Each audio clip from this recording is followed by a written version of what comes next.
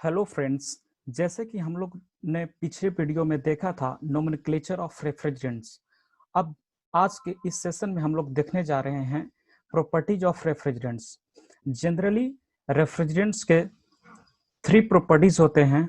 पहला प्रॉपर्टी है वो है प्रॉपर्टीज ऑफ थर्मोडायनेमिक प्रॉपर्टीज, दूसरा है केमिकल प्रॉपर्टीज और तीसरा है physical properties. Just a minute, I have to choose a colour. तो ये तीनों प्रॉपर्टी, थर्मोडायनेमिक प्रॉपर्टी और केमिकल प्रॉपर्टी और फिजिकल प्रॉपर्टी, बहुत ही इंपॉर्टेंट प्रॉपर्टीज है ये रेफ्रिजरेंट्स का। और ये तीनों प्रॉपर्टी इंपॉर्टेंट है बोर्ड पॉइंट ऑफ व्यू से और कॉम्पिटिटिव पॉइंट व्यू से, क्योंकि ये तीनों प्रॉपर्टीज में से ये जनरली क्वेश्चन पूछा जाता है कि NH3 का इंथैल्पी ऑफ वेपोराइजेशन हाई होना चाहिए या लो होना चाहिए। फिजिकल प्रॉपर्टी में रेफ्रिजरेंट का लीक डिटेक्शन पूछता है कि हैलाइड टॉर्च से लीक डिटेक्शन में उसका कलर क्या चेंजेस होगा, कलर में क्या चेंजेस होंगे। और सल्फर स्टिक वाला भी प्रॉब्लम पूछता है। और फिजिकल प्रॉपर्टी में हमारा विस्कोसिटी उसका हाई होना चाहिए, लो होना चाहिए, रेफ्रिजरेंट स्टेबल होना चाहिए या नॉट स्टेबल होना चाहिए। और केमिकल प्रॉपर्टी में हमारी टॉक्सिसिटी और फ्लेमेबिलिटी और उसकी ऑयल के साथ क्या प्रॉपर्टी है, मिक्सिंग के साथ, वो पूछ देता है। तो तीनों प्रॉपर्टी हम वन बाय वन देखेंगे। तो सबसे पहला प्रॉपर्टी है थर्मोडायनेमिक प्रॉपर्टी। थर्मोडायनेमिक प्रॉपर्टी में हम लोग सबसे पहला जो डील करने वाले हैं वो क्रिटिकल टेम्परेचर। तो किसी भी रेफ्रिजरेंट का क्रिटिकल टेम्परेचर बहुत ही हाई होना चाहिए। ऐसा हाई होने से क्या होगा कि अगर हमारा रेफ्रिजरेंट का टेम्परेचर हाई होगा तो सराउंडिंग टेम्परेचर के एज कंपेयर्ड वो हमारा क्लोज होना चाहिए, ना कि कम होना चाहिए, ना कि ज्यादा तो होना ही चाहिए लेकिन कम नहीं होना चाहिए। जैसे कि इंडिया में हमारा जो समर सीजन में उसका सराउंडिंग टेम्परेचर समर में बहुत ही ज्यादा हो जाता है। अगर क्रिटिकल टेम्परेचर कम होगा रेफ्रिजरेंट का तो हमारा कूलिंग जो इफेक्ट है, रेफ्रिजरेशन इफेक्ट है, वो हमें नहीं दे पाएगा जितना हम चाहते हैं। इसलिए किसी भी रेफ्रिजरेंट का क्रिटिकल टेम्परेचर बहुत ही हाई होना चाहिए। जैसे कि CO2 और इथाइलिन, CO2 और इथाइलिन दो रेफ्रिजरेंट हैं। इन दोनों का क्रिटिकल टेम्परेचर लो है, इसलिए ये हमारे कंट्री में इस तरह का रेफ्रिजरेंट हमारे रेफ्रिजरेटर में यूज नहीं होता है। वहां पे हमारा R12 R12 या R134A यूज होता है, क्योंकि उनका क्रिटिकल टेम्परेचर बहुत ही हाई होता है। और यहाँ पर मैंने मेंशन कर रखा है कुछ रेफ्रिजरेंट का क्रिटिकल टेम्परेचर। जैसे NH3 का देखिए 132.5 होता है, R12 का 111.5 है, R22 का 96.5 है, R134 का 101.22 है। उसी तरह से CO2 और इथेलाइन का यहाँ पर देखिए बहुत कम ही है। जनरली के क्रिटिकल टेम्परेचर यहाँ पर मैंने डिग्री सेल्सियस मेंशन कर रखा है, और बाहर का हम लोग का टेम्परेचर ये दोनों से ज्यादा होता है, तो यहाँ पर हमारा कूलिंग इफेक्ट नहीं देगा। इसी कारण से हमारा जो क्रिटिकल टेम्परेचर होता है रेफ्रिजरेंट का, वो बहुत ही हाई होना चाहिए, सराउंडिंग के टेम्परेचर से कम नहीं होना चाहिए। क्यों कम होगा तो आप लोग जानते हैं कि हमारा वहां पर रेफ्रिजरेशन इफेक्ट कम जाएगा। और दूसरा पॉइंट है enthalpy of vaporisation. Larger enthalpy of vaporisation is desirable because for a given refrigeration capacity larger enthalpy of vaporization results in lower mass flow rate। अगर किसी भी रेफ्रिजरेंट का लार्जर इंथैल्पी ऑफ वेपोराइजेशन होगा तो वहां पर किसी भी हम रेफ्रिजरेशन कैपेसिटी वहां पर पाना चाहते हैं किसी भी, तो हम जानते हैं कि रेफ्रिजरेटर में हमें कूलिंग चाहिए, रेफ्रिजरेशन कैपेसिटी ज्यादा से ज्यादा मिलना चाहिए। तो लार्जर इंथैल्पी ऑफ वेपोराइजेशन होगा तो उतना ही वहां पर हमारा मास फ्लो रेट ज्यादा होगा। अगर मास फ्लो रेट ज्यादा होने से हमारा हीट ट्रांसफर का रेट भी वहां पर ज्यादा होगा, तो हमें कूलिंग और मिलेगा। इस चलते जो रेफ्रिजरेंट का इंथैल्पी ऑफ वेपोराइजेशन है वो ज्यादा होना चाहिए, ज्यादा हो चाहिए। इससे हमारा लोअर मास फ्लो रेट, वहां पर मास फ्लो रेट कम जाएगा। लार्जर इंथैल्पी वेपोराइजेशन से हमारा मास फ्लो रेट बढ़ जाता है। तो फिर डिफरेंट डिफरेंट रेफ्रिजरेंट का यहाँ पर इंथैल्पी ऑफ वेपोराइजेशन मैंने मेंशन कर रखा है। जैसे H2O है, उसका 226.1 है, R22 का 234.7 है। सबसे यहाँ पर नोट करने वाली बात है कि NH3 का सबसे ज्यादा लार्जर इंथैल्पी ऑफ वेपोराइजेशन है। और ये NH3 जो इसको अमोनिया कहते हैं, ये जनरली हम आइस प्लांट में यूज करते हैं, आइस प्लांट में इसका यूज होता है, आइस प्लांट में इसका हम जनरली यूज करते हैं। तीसरा पॉइंट है कंडक्टिविटी।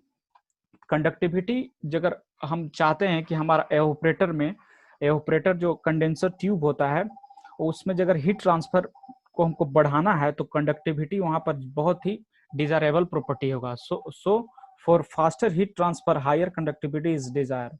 और चौथा प्रॉपर्टी है evaporator and condenser pressure. Evaporator pressure को एटमॉस्फेरिक प्रेशर से क्लोज रखना है, क्योंकि हम जानते हैं कि प्रेशर का जो फ्लो होता है वो हाई प्रेशर से लो प्रेशर होता है। अगर हम एटमॉस्फेरिक प्रेशर को ज्यादा रखेंगे और अंदर का प्रेशर हमारा लो रहेगा तो एटमॉस्फेरिक का एयर है वो सिस्टम में हमारा चल आएगा। इससे हमारा वहां पर कूलिंग है जो कम मिलना स्टार्ट हो जाएगा। इस चलते एवोपरेटर प्रेशर को as possible to close to atmospheric pressure रखते हैं। क्यों रखते हैं? क्योंकि हमारा वहां पे दोनों का प्रेशर वो एक समान बना रहे, लीकेज वहां पे नहीं हो, लीकेज नहीं होने से हमारा कूलिंग इफेक्ट वहां पे सही मिलेगा, ज्यादा मिलेगा। कंडेंसर प्रेशर को मॉडरेट होना चाहिए, न कि ज्यादा ना कि हाई, बिकॉज अगर हायर वहां पर कंडेंसर प्रेशर होता है इससे हमारा लोअर रेफ्रिजरेशन कैपेसिटी होता है और वहां पर हमको काम ज्यादा करना पड़ेगा तो हमारा इफिशियंसी भी वहां पर कम जाएगा। और पांचवा पॉइंट है थर्मोडायनामिक प्रॉपर्टी ऑफ रेफ्रिजरेंट्स में, वो है प्रेशर रेशियो। प्रेशर रेशियो जानते हैं जिसको बोला जाता है pressure after compression and pressure before compression. तो लोअर प्रेशर रेशियो किसी भी रेफ्रिजरेंट्स का डिजायरेबल होता है, बिकॉज हायर प्रेशर अगर हम हायर प्रेशर रेशियो रखते हैं तो उसमें हमारा वर्क इनपुट है वो ज्यादा देना पड़ेगा, इससे हमारा वॉल्यूमेट्रिक एफिशिएंसी है वो कम जाएगा। जनरली जो हमारा रेफ्रिजरेटर होता है जो VCRS साइकिल पर वर्क करता है वो वेपर कंप्रेशन रेफ्रिजरेशन सिस्टम जो होता है उसका P2/P1 3:5 होता है, यानी प्रेशर रेशियो जनरली 3:5 होता है प्रेशर रेशियो। उसी तरह से अगला पॉइंट है freezing point. The freezing point of refrigerant must B low. Freezing point किसी भी रेफ्रिजरेंट का बहुत लो होना ही चाहिए, क्योंकि फ्रीजिंग पॉइंट रेफ्रिजरेंट का लो नहीं होगा जैसे ही हम चाहेंगे कि हमारा वो कूलिंग सबस्टांस, एक तो रेफ्रिजरेंट है जो कूलिंग सबस्टांस है ही जो रेफ्रिजरेटर में यूज होता है तो उसका टेम्परेचर ऑलरेडी वो कम होता है। अगर वो 2 डिग्री या 5 डिग्री जैसे कि किसी भी हम रेफ्रिजरेटर में हमारा जनरली जो वहाँ टेम्परेचर होता है बिलो 10 डिग्री से हम मेंटेन करके रखते हैं। तो बिलो 10 डिग्री अगर उसका रेफ्रिजरेशन कैपेसिटी खुद 12 या 10 है तो वो हमारा उतना वो हमें ठंडक प्रदान नहीं करे, इसलिए उनका जो फ्रीजिंग पॉइंट है वो माइनस होना चाहिए, उनका फ्रीजिंग पॉइंट बहुत ही कम होना चाहिए ताकि हमें ज्यादा से ज्यादा वहाँ पे कूलिंग प्रोड्यूस कर सके। यहाँ पर डिफरेंट टाइप्स ऑफ रेफ्रिजरेंट का मैंने फ्रीजिंग पॉइंट मेंशन कर रखा है। और सातवां पॉइंट है स्पेसिफिक वॉल्यूम ऑफ रेफ्रिजरेंट।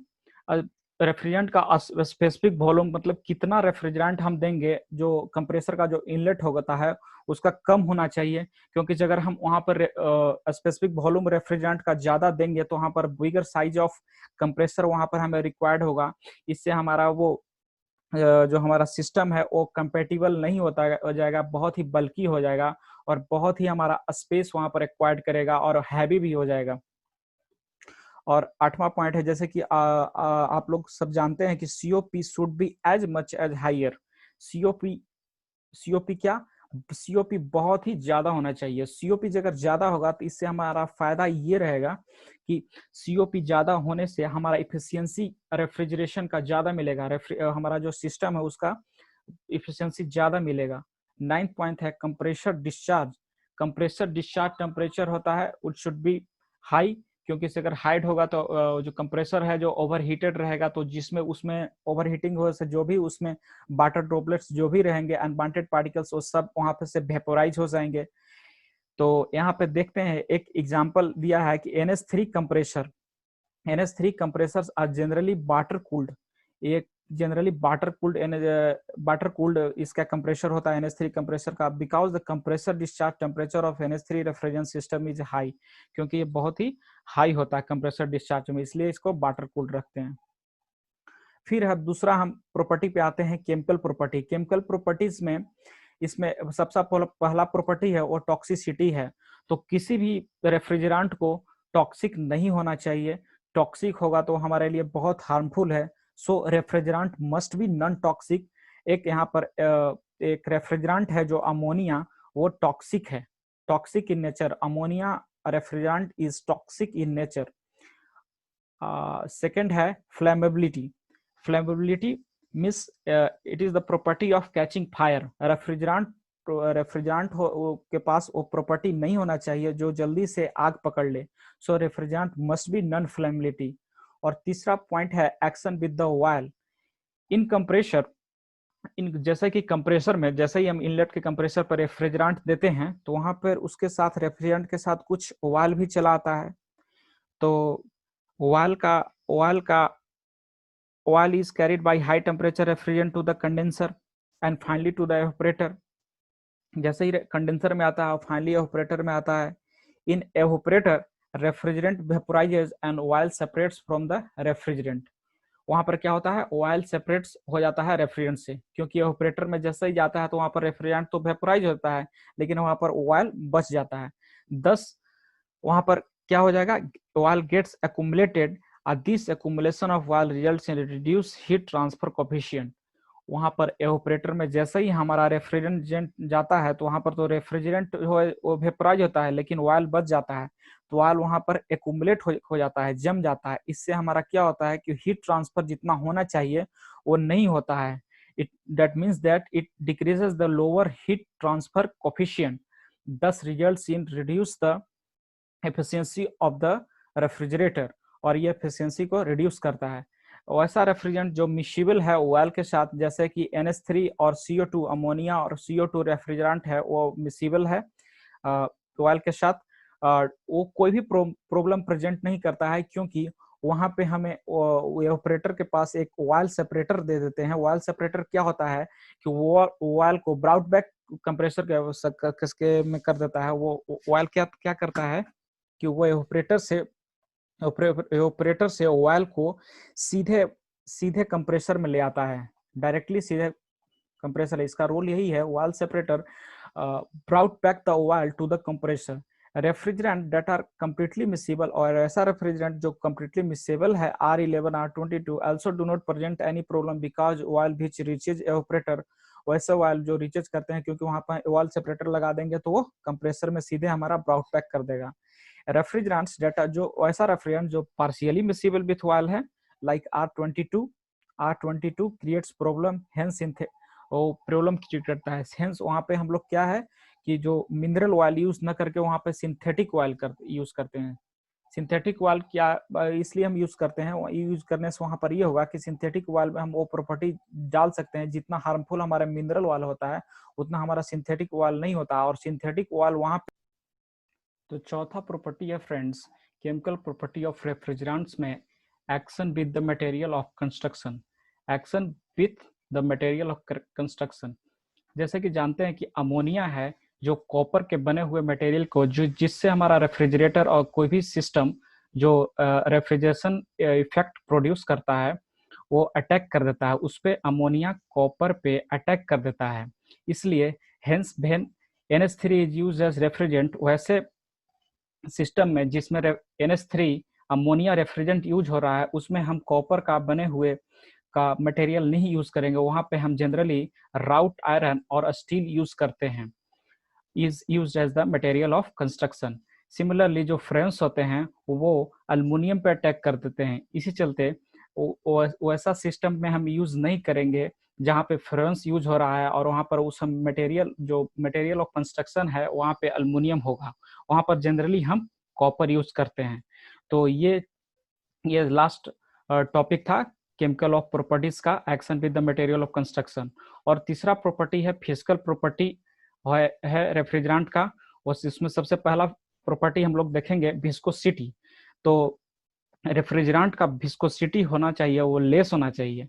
ऐसा इसलिए होना चाहिए क्योंकि विस्कोसिटी लेस होने से हमारा जो फ्लोएबिलिटी है फ्लोएबिलिटी है फ्लूइड का और रेफ्रिजरेंट का, वो बहुत ही इजीली एक इक्विपमेंट से दूसरे इक्विपमेंट में, एक डिवाइस से दूसरे डिवाइस में इजीली जा सकता है। जैसे कंडेंसर से वो ऑपरेटर में इजीली वो फ्लो कर सकता है। अगर विस्कोसिटी हाई हो जाएगा तो उसको डिफिकल्ट होगा फ्लो करने में। तो इसलिए विस्कोसिटी होना चाहिए वो कम होना चाहिए। और दूसरा है लीक डिटेक्शन।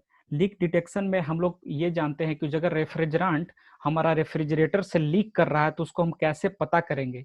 रेफ्रिजरेंट लीक कर रहा है और हमें पता करने का कोई डिवाइस ही नहीं होगा, हमारे पास कोई सोल्यूशन ही नहीं होगा, तो हमारा रेफ्रिजरेंट पूरा मेरा सिस्टम से लीक कर जाएगा और हमारा मुझे पता भी नहीं चलेगा कि मेरा फ्रिज, मतलब मुझे, हम लोग का लगेगा कि मेरा फ्रिज खराब हो गया है, ये कूलिंग प्रोड्यूस नहीं कर रहा है।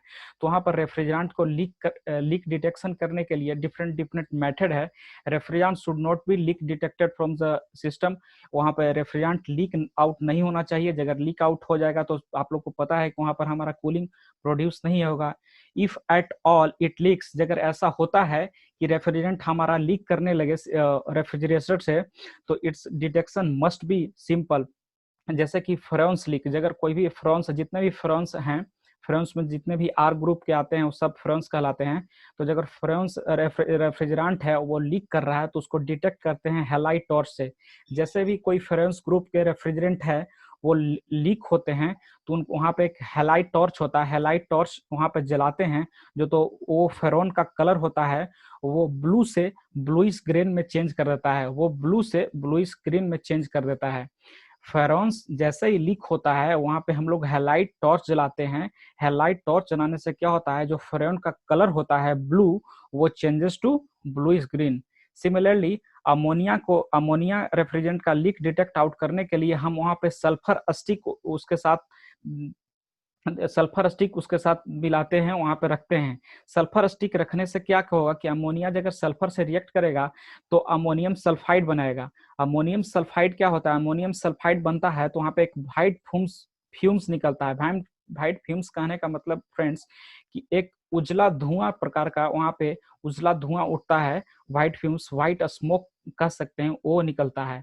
और जो हमारा थर्ड प्रॉपर्टी है वो रेफ्रिजरेंट है वो नॉन कोरोसिव होना चाहिए। अगर कोरोसिव होगा तो हमारे सिस्टम को जल्दी ही कोरोड कर देगा, इस चलते हमारा रेफ्रिजरेटर का लाइफ है जो कम जाएगा।